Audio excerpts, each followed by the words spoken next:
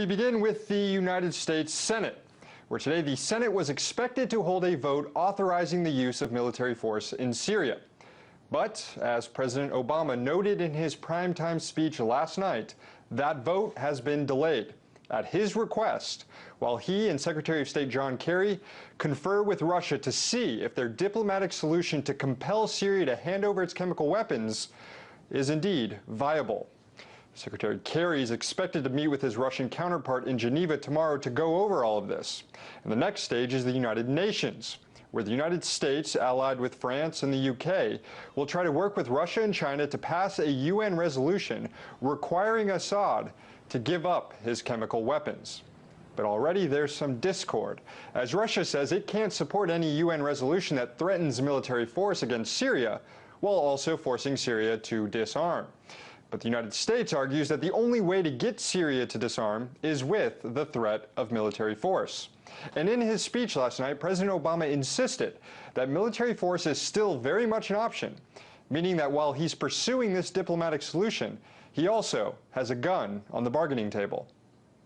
I've ordered our military to maintain their current posture, to keep the pressure on Assad, and to be in a position to respond if diplomacy fails. For nearly 7 decades, the United States has been the anchor of global security. This has meant doing more than forging international agreements. It has meant enforcing them. But while the president continues his strong embrace of U.S. militarism in Syria, he tried to make the case that the U.S. is not the world's policeman. America's not the world's policeman. Terrible things happen across the globe, and it is beyond our means to right every wrong. But when, with modest effort and risk, we can stop children from being gassed to death and thereby make our own children safer over the long run, I believe we should act. But do Congress and the American people also think the U.S. should act?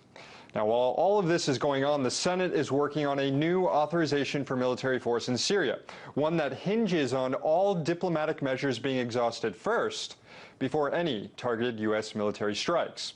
Such a resolution may be able to attract more support in Congress, where lawmakers have received an earful from their constituents urging a no vote. A new CNN poll shows that more than 2/3 of Americans are confident that a diplomatic solution will ultimately prevent a U.S. bombing campaign in Syria.